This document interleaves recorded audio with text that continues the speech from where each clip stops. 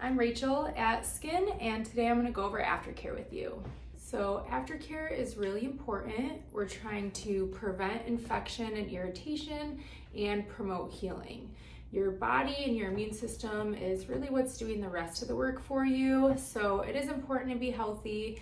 The healthier you are, the quicker and the better the piercing is going to heal for you.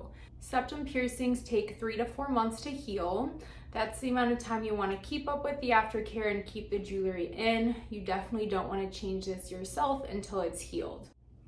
For cleanings, you want to use a sterile saline wound wash. We sell these for $10. You can get sterile saline anywhere with a first aid section.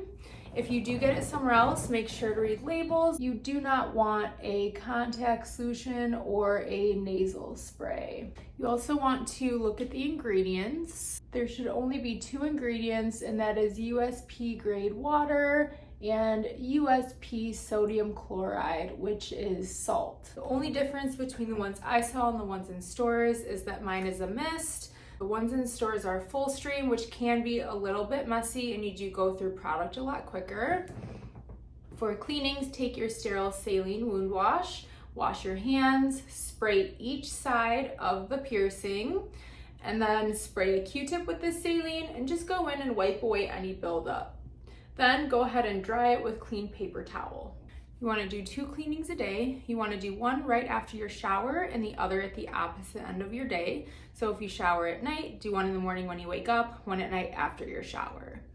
At the end of every shower, give the piercing a good 3 to 5 minute rinse under the warm running water. Just make sure that you are tilting your head back and letting the heat, the steam, and the moisture get up in your nose. Definitely don't drown yourself. The warm rinse is gonna soften and break up all that buildup, and that's gonna make your cleanings a lot easier for the day. It'll also rinse away any soap that runs down onto the jewelry. While you're in the shower, try your best not to get soap on it. The only thing you want coming in contact with the piercing while it's healing is shower water and sterile saline. Everything else, keep about a nickel to a quarter size space away from the piercing and rinse towards your back and away from the area for soaps, shampoos, and conditioners. Other than that, just be really careful with it. Be careful drying off after a shower, getting dressed. Always remember that the piercing is there so you don't accidentally snag it or catch it on anything. If you have any questions, please ask your piercer. We are here to help and we're happy to answer any questions for you.